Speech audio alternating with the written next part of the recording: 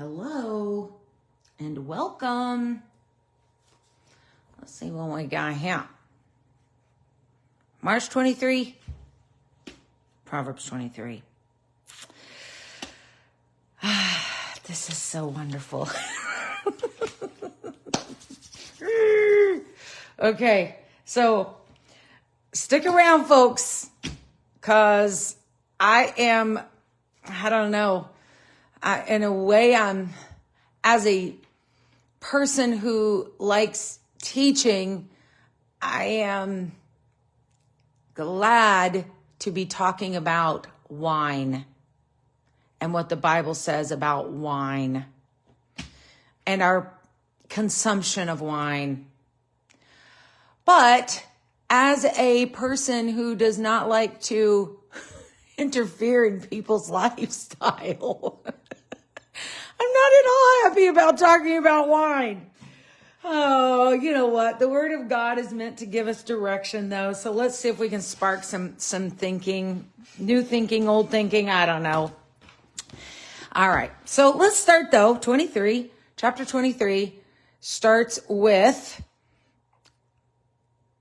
discipline, being self-controlled, and right into the line of social media and what social media does to us. So when thou sittest to eat with a ruler, consider diligently what is before thee. Be careful. Consider what's before you. Put a knife to your throat if you're given to appetite. If you are a person that just eats a lot, stop yourself. Oh, don't desire his dainties, for they are deceitful meat. In other words, after you've had this really cool opportunity of getting with somebody who, anytime I think of fancy eating, I always think of a cruise ship, because at home I tend to kind of do things super simple. I have paper plates and plastic cutlery, and, I just do simple stuff and throw it away. And the most often that I have a fancy table set in front of me is when I'm on a cruise. And so I tend to I picture a cruise when I see this. But if we're ever in a situation, yesterday I talked about, preparing to be in a situation where you eat with kings, eat with presidents, eat with influencers. Put yourself in a situation so you know what to do with those knives and forks and spoons and what they all mean and just the whole bit. Learn a little of that etiquette, because you should have the faith and the hope that God is going to put you in a situation to deliver hope, the hope of God, not just the hope that of things in this world, but deliver the gospel like the Apostle Paul did. Just plan on it. And then if you plan on it, God'll put you in that situation. That's what I found for myself. I have been shocked at the situations I've been put in that I never imagined. So, but don't be deceived by this stuff. Will thou set thine eyes upon that which is not? For riches certainly make themselves wings. They fly away as an eagle toward heaven. These fancy things, they are not meant to be lived on. I am a royal follower. I love to follow the royal family. Please forgive me for that, but I do love it. And I have heard that even the royal family, they have their private kitchens where they go and make themselves a sandwich. They go in there and do, regular people stuff. These dainty things are for special occasions. And so don't get caught up in wanting and thinking that's what you need and overspending, spending outside your budget, trying to do these things. We need to have a life of self-discipline, self-control, and don't get caught up in social media. This whole description right here, verses 1 through 6, this is an example of what social media presents to us, both in clothing, in beauty, in food. And I follow 2 or 3 accounts on Instagram that is strictly how tables are set. I don't consider myself a incredible decorator. But I love to see it. I love to see what other people do. And so I follow a lot of them, but don't get caught up in the social media stuff. And that's these verses right here, verses 1-6, help with that. And if I'm talking to mothers who are still training and influencing your children, help them to know the difference. This is what you can do at special occasions, but this is not everyday life. Everyday life is more budget friendly. It's a ham sandwich. Someday I would love to tell you guys, maybe the Lord will present a verse and I'll tell you the dream I had the night of the inauguration of President Obama. I did not actually vote for President Obama. His social lines of thinking are not harmonious with my own. But the Lord gave me a dream, and I won't tell you the whole dream right now, but I will tell you that it occurred over some type of kitchen in the White House where President Obama was making a sandwich. I was standing at the counter with him. Me and my dad and a few other people were standing at the counter with him making a sandwich.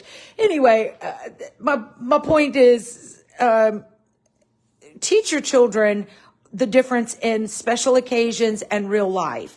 And this is an important verse that goes in line with this. First of all, this is true. Just this one thing right here is true. As you think in your heart, as he thinketh in his heart, so is he. So this is the case in your self-worth, in your confidence. You need to guide your thinking, help yourself think better, because as you think, so is he. But this verse is actually broader than that. We tend to just use this one line to promote the idea of thinking more positively. But he says with his mouth, eat and drink, saith he to thee, but his heart is not with thee. He is watching you scarf food with your big appetite. He is watching how you behave yourself at his fancy table. And he's saying to you, oh yeah, eat however much you want. Eat however much you want. But his heart is not with you, as he thinks in his heart. That's who he really is. That's a very important thing. Okay. We read about this yesterday. Verse 10, remove not the old landmark. Enter not into the fields of the fatherless. So remove not the old landmark, specifically talking about the fatherless. So this is talking about an orphan who was left a property, and the orphan may not really know the boundaries that they inherited from their father. And a neighbor could sneak in and move the landmark to make this orphan think he has less land than he has. And the warning is their Redeemer is mighty. Don't move their landmark, because if you try to take from an orphan, you're going to be punished. Apply thine heart into instruction and thy ears to the words of knowledge. Okay. I love this. We're just going to read the good part, and then we're going to go back to the hard part. My son, if thine heart be wise, my heart shall rejoice. Even mine. Oh, I love this. This is just how a parent wants to feel. Verses 15-26. My reins shall rejoice. My reins, those things you put on a horse to guide them. You've given your kids some reins to live by. My reins shall rejoice when thy lips speak right things. Oh, I can testify this is true. Let not thine heart envy sinners, but be thou in the fear of the Lord all the day long. For surely there is an end, and thine expectation shall not be cut off. Hear thou, my son, and be wise, and guide thine heart in the way. Be not among winebibbers, among riotous eaters of flesh, for the drunkard and the glutton shall come to poverty, and the drowsiness shall clothe a man with rags. Hearken unto thy father that begat thee. Despise not thy mother when she is old. Buy the truth and sell it not. Also wisdom and instruction and understanding. Oh, this is what we want our children to live by right here. The father of the righteous shall greatly rejoice, and he that begetteth a wise child shall have joy of him. Thy father and thy mother shall be glad, and she that bare thee shall rejoice. My son, give me thine heart, and let thine eyes observe my ways. Oh, this is just wonderful. I feel like this would be a good passage for parents to read every day, and maybe even read out loud every day to your kids. Proverbs 23:15 through 26. And let me tell you, as you read 26, don't forget, it says, let your eyes observe my ways. So parent, that means you've got to do more than talk the talk. You've got to walk the walk. You've got to show them how to do the hard things. You've got to show them how to be self-disciplined and use self-control, and how to conduct yourself on social media and with friends, and how to not party and not give yourself over to being a drunkard and a glutton and drowsy. That means sleeping your day away. You've got to do more than talk the talk. You've got to walk the walk. But this is a fabulous passage. Now, it starts, this 15 though, oh, it starts with some pretty hard stuff. Withhold not correction from thy child, verses 13 and 14. For if thou beatest him with the rod, he shall not die. Y'all, please, if you call yourself a Christian, you call yourself a Christian because this book called you to be a Christian. This whole book did. Not just Acts 2:38, not just Matthew, not the whole book did. Matter of fact, we're going to talk about the whole book as we move into talking about drinking wine. You cannot say that you are opposed to spanking your child. Don't say it. Don't let it leave your lips. You cannot cherry pick the Bible. Withhold not correction from the child. For if thou beatest him with a rod, he shall not die. Thou shalt beat him with the rod, and shalt deliver his soul from hell. Now, you're going to have to go back to my previous recordings and hear me talk about what I feel like is abuse, and what I feel like the bottom, as in backside buttocks, is for. There is nothing but fatty tissue on that bottom. That is for spanking. The bottom is for spanking. The face is not. Just hauling off and smacking a child anywhere you happen to reach is not.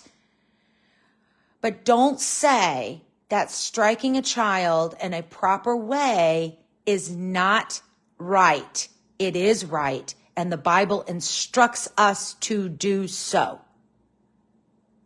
And I know it's difficult. I know it's weird. And I know it's, especially if you come from an abusive family,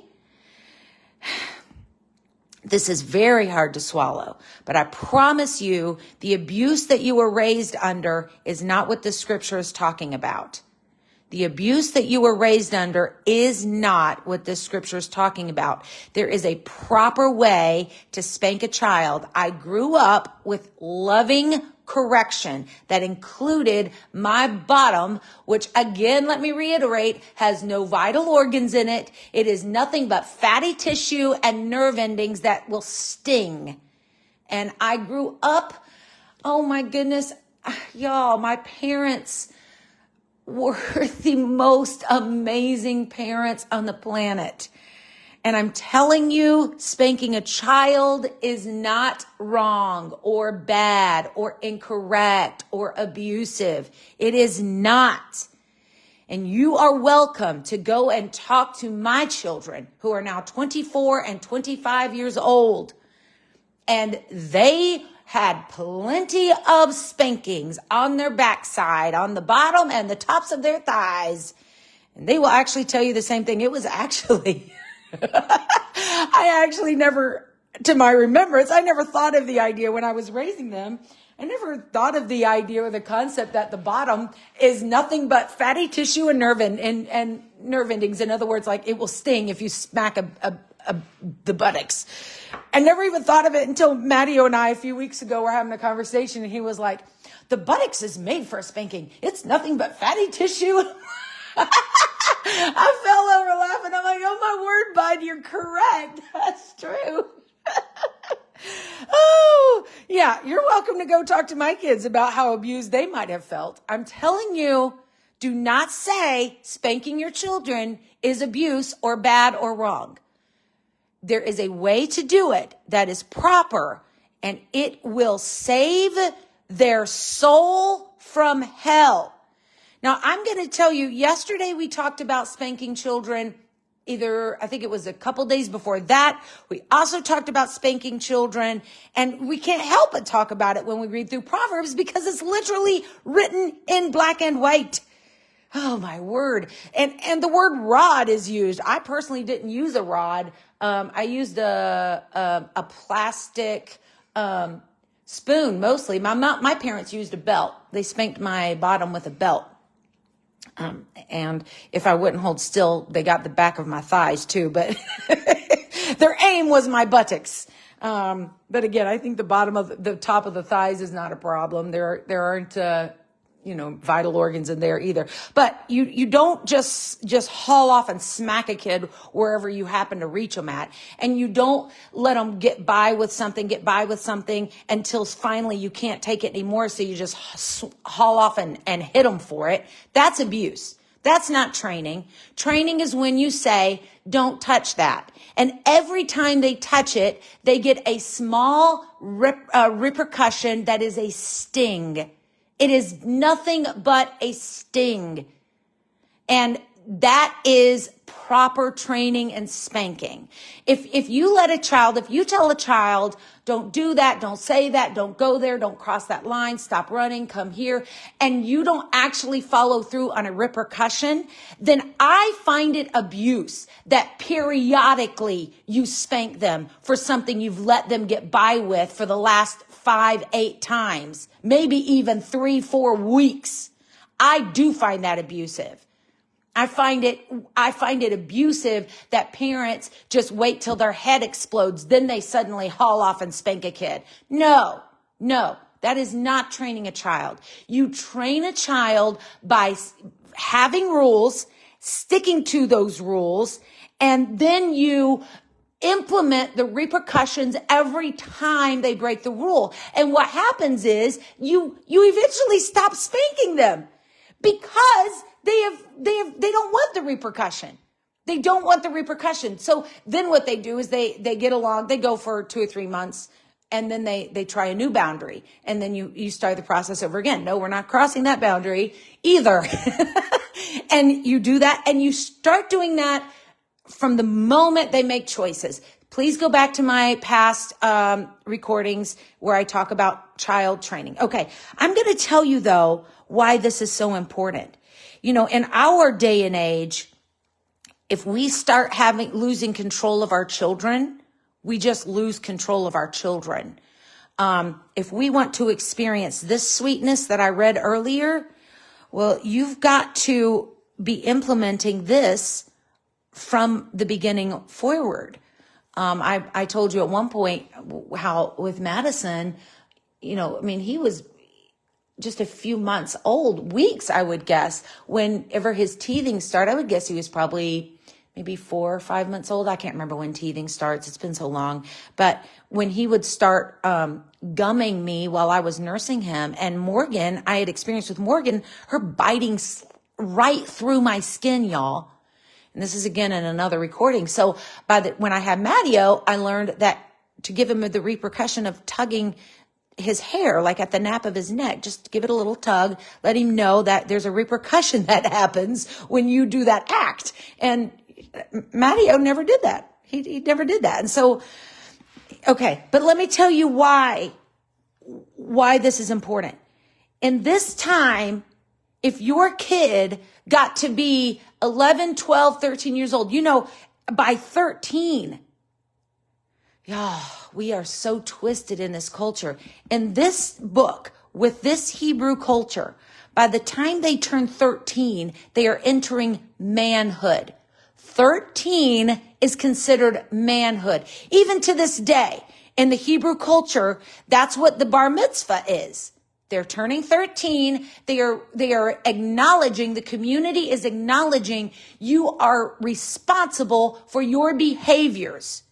And so from newborn to 13, they've got to have their life. This training's got to be done. For this to be your reward, to make your mother and father glad, all this training's got to be done before 13. And I think that's the case even to this day. I think the last spanking that I got from my parents, I was 11.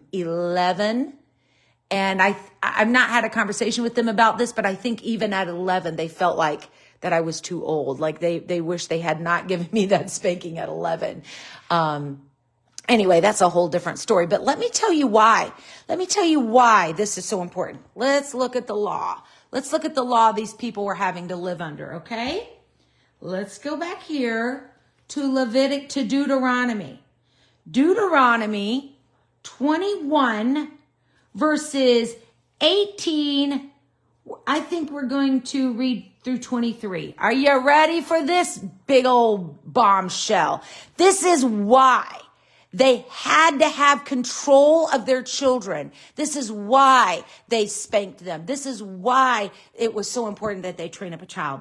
If a man have a stubborn and rebellious son, which will not obey the voice of his father or the voice of his mother, and that when they have chastened him, he will not hearken unto them, then shall his father and his mother lay hold on him and bring him out unto the elders of his city and unto the gate of his place. And they shall say unto the elders of his city, this our son is stubborn and rebellious. He will not obey our voice. He is a glutton and a drunkard. And all the men of the city shall stone him with stones that he die. So shalt thou put evil away from among you, and all Israel shall say, and all Israel shall hear and fear. We talked about yesterday how you rebuke openly so that others will fear.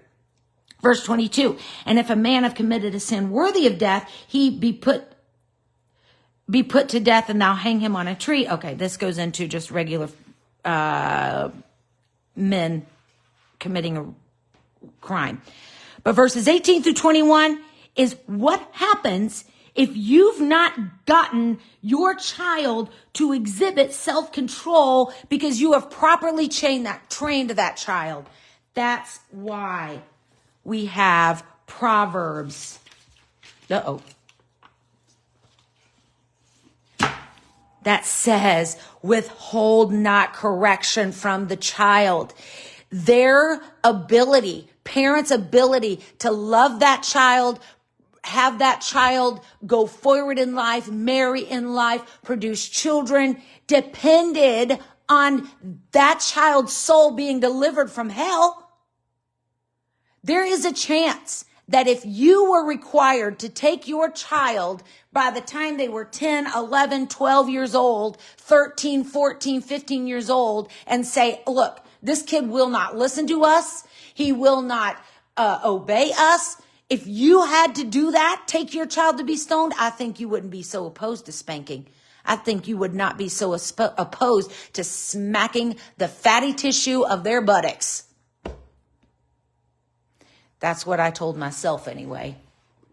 And I love how Morgan and Madison turned out. I'm so proud of them. I do not regret one spanking. Not one. I'm so thankful for it.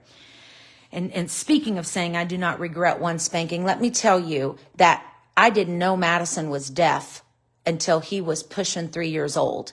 So that means from the time he was newborn until he was 3, if he did not obey me, he got the repercussion of a swat or a thump on the knuckle or whatever it was I was doing in the child training process. And I will tell you that once I found out that boy could not hear me, I felt a load of guilt. But do you know what? I think if I'd have known he couldn't hear all that time, I would not have trained him to be extra careful and pay attention. He looked at me more. He looked for my direction more. And I'm thankful for that. I do feel guilty that I spanked him without realizing that he actually wasn't hearing me. But I am thankful that the inadvertent outcome was that Madison is a very observant human being. He is very observant. You would have to know Madison personally to know that I'm grateful I didn't know, because I absolutely would have let that kid get away with nonsense, because I'm a I'm a pushover. And he did get away with some nonsense. After I found out, I would excuse him all kinds of things. Oh, well, he didn't hear me. He didn't hear me that time. So I'd make sure I got around to his face so I could make his face look at my face, and I would make him read my lips, and but so he did get away with more. He had my heart wrapped around, my heart was I was wrapped around his little finger. My heart was wrapped around his little finger. But I am so thankful I did this throughout the whole life. Even those parts that I didn't recognize that he couldn't hear me. I don't regret it. I felt guilty in the moment, but I don't regret it. I love who that boy turned out to be. I'm so, so grateful. All right, let's talk about drinking alcoholic beverages. Woo! Oh, Lord, thank you, Proverbs. Thank you, Proverbs. You made me do some studying. You're making me say stuff that I wouldn't say normally. So, verses 30 through 35. They that tarry long at the wine, they that go to seek mixed wine, look not thou upon the wine when it is red, when it giveth its color, in the cup when it moveth itself aright. At the last it biteth like a serpent, and stingeth like an adder. Thine eyes shall behold strange women, thine heart shall utter perverse things. This is what happens when you've lost your filter, because you've given yourself over to the intoxication of wine. Your eyes behold strange women, your heart shall utter perverse things. Thou shalt be as he that lieth down in the midst of the sea, or as he that lieth upon the top of the mast. This is describing the feeling sick. They have stricken me, shalt thou say, and I was not sick. They have beaten me, and I felt it not. When shall I awake? I will seek it yet again. So, let's talk about alcohol. I do not drink alcohol. I do not believe Jesus Christ drank alcohol. I do not believe that the New Testament Christians gave themselves over to just drinking alcohol as a party social event. Proverbs 20:1 says, wine is a mocker and strong drink is raging. Isaiah chapter 1 speaks negatively about drinking wine. Isaiah 5 speaks negatively about drinking wine. Isaiah 22 speaks negatively. Isaiah 56. And I stopped because I didn't have all this space. And I thought I was just going to write 2 or 3, little things. But it turns out Jeremiah spoke negatively about drinking wine. All the prophets spoke negatively about drinking wine. So I just stopped writing them down. Ephesians 5:18, which is a New Testament, speaks negatively about drinking wine. All right. So one of a series that I really like a lot is, The Chosen. I don't usually like Christian entertainment. I think it's really cheesy, but I really found myself liking The Chosen. I've not really liked season 2 or 3 as much as I did season 1, although I like it fine. But season 1, I mean, they sucked me all the way in. I was having prayer meetings almost every episode. I just really liked The Chosen. But they do constantly have them drinking wine, and they do insinuate that drinking wine, alcoholic wine, is for social reasons is okay. But I'm going to tell you why I do not believe it was happening, okay?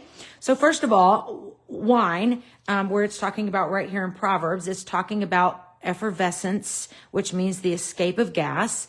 And it's talking about fermented wine, which leads to intoxication. That's what this Proverbs is talking about here.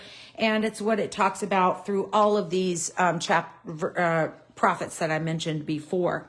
So, oh my goodness. First of all, Jesus was not a wine bibber. Jesus was falsely accused of being all kinds of things. Just because they accused him of being a wine bibber does not mean he drank alcoholic wine.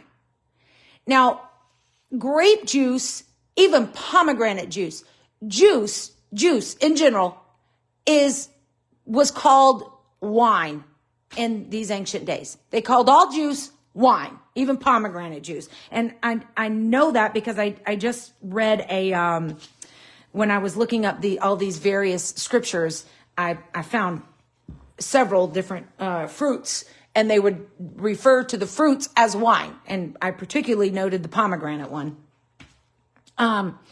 So I want to point out that Jesus, this is actually my pastor's point that I loved so much, and I am 100% in agreement with him.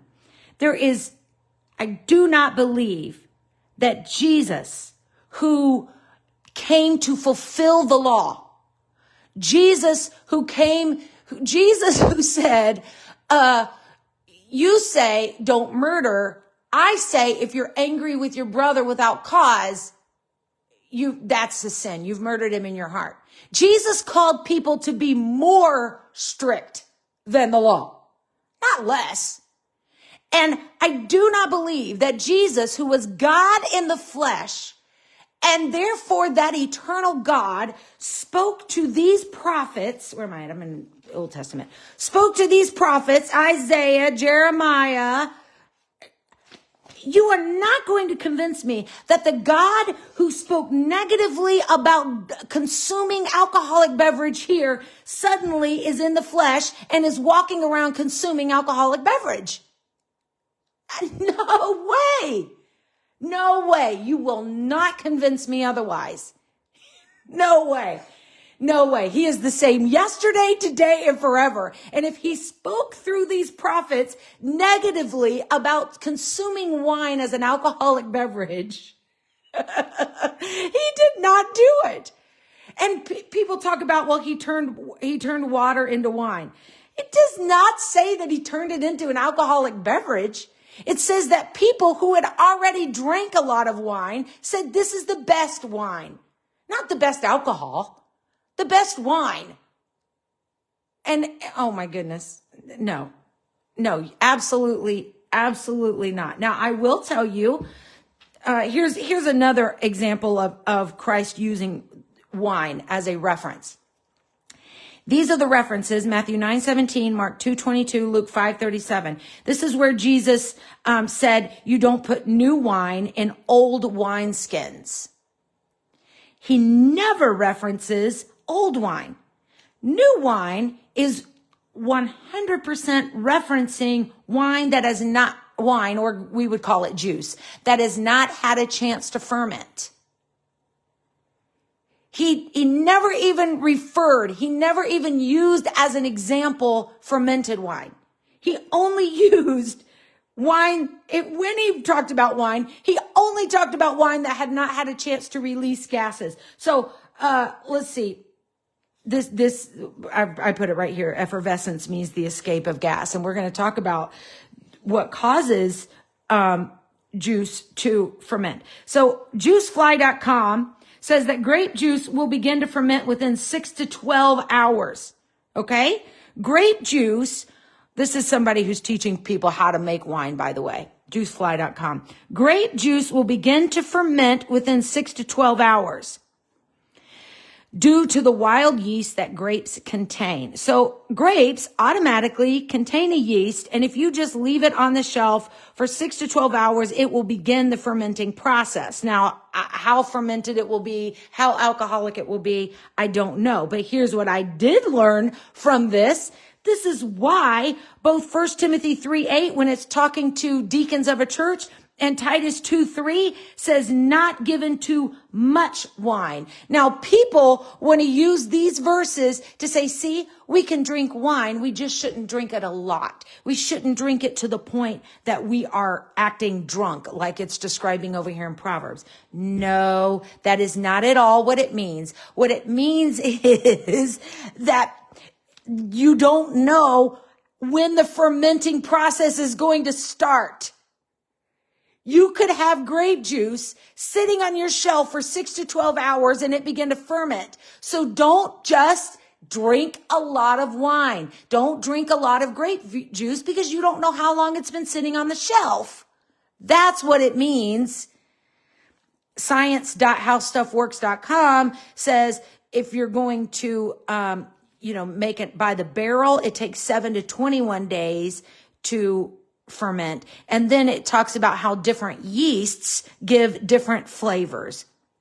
So this is where you start controlling the taste of it, which is what you get here in verse 30. They that tarry long at the wine, they that go to seek mixed wine. This is a very controlled thing. And of course, they would mix it with various, myrrh, various things to make it taste various ways. And one of the ways we do see wine used is as a medicine. In Proverbs 31:6, when we get to 31:6, you'll read about it there, but it says, it talks about it there.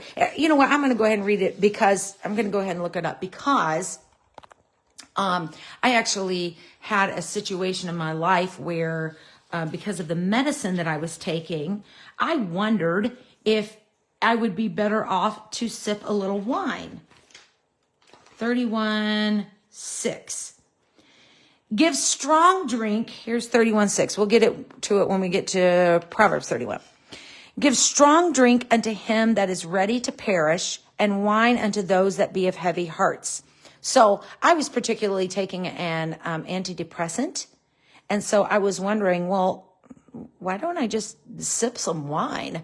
If we're talking about a heavy heart here, this is probably about 10 years ago that I had this wondering. And so I did some research, and in every way, the medicine that I'm taking is better for me than wine. It's better for me calorie wise. It's better for me getting a deep sleep. If you study deep sleep, some people want a glass of wine before they go to bed. They say it makes them sleep better. But you guys see, I use this every morning. This is my Fitbit. It tracks my sleep. And it will tell me when I am in REM sleep, when I'm in light sleep, when I'm in deep sleep, when I wake up. I mean, it tracks everything about my sleep. It tracks my oxygen levels, my heart rate. It tracks everything. And so I'm saying all that to say I study sleep. I've literally studied sleep to the degree that I study these verses. I study sleep. And so I can tell you, go study sleep. When you drink wine, when you drink an alcoholic beverage for the purposes of trying to sleep well, you do not sleep well. You do not reach deep sleep long enough, nor enough times, because you actually go into deep sleep often through the night. Nor do you reach REM sleep, REM sleep, often enough when you go to sleep with an alcoholic beverage. But in this ancient day, this was medicine. This was not for a party. This is like somebody on their deathbed and us giving them morphine. So no, We have developed science that we no longer need to consume an alcoholic beverage to achieve these results.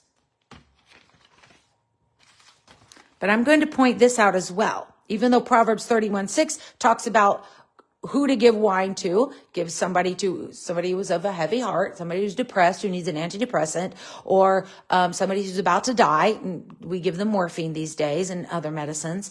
1 Timothy 5:23, this is Paul telling Timothy, drink a little wine for your stomach's sake, for your often infirmities. Poor Timothy, he must have been a sickly person, because he was sick enough that Paul said, stop drinking the water. Those of you that are listening to this right now, you know that there are countries to this day that have bad water, and they get sick because they're drinking water. And this was the case where Timothy was pastoring. He said, stop drinking the water, drink a little wine for thy stomach's sake. We don't know that it was fermented wine. Drink a little wine for thy stomach's sake. We don't know that it was fermented wine. But even if it was a medicine, not a social drink. It was a medicine. Okay. And we don't know that it was fermented, but here's something that is very interesting. Mark 15:23, Jesus was given a wine while he was on the cross, and it was a normal thing. They did this often to people who were dying, just like we just read in Proverbs 31, give wine to those who are perishing. And Jesus refused it. Jesus refused it. I do not consume alcohol in any way, shape, or form. I think if you are a follower of this book, that you should not be consuming alcohol. I'm not your pastor. I'm going to leave that in your corner, but that is why I do not consume alcohol. That's my argument for not consuming alcohol at all, ever. We live in a day that they provide medicines, and that's a very controlled situation. They will even stop prescribing a medicine when you no longer need it. So anyway, that's my story, and I'm sticking to it. God bless you. Thank you for joining me today. I love you. Bye.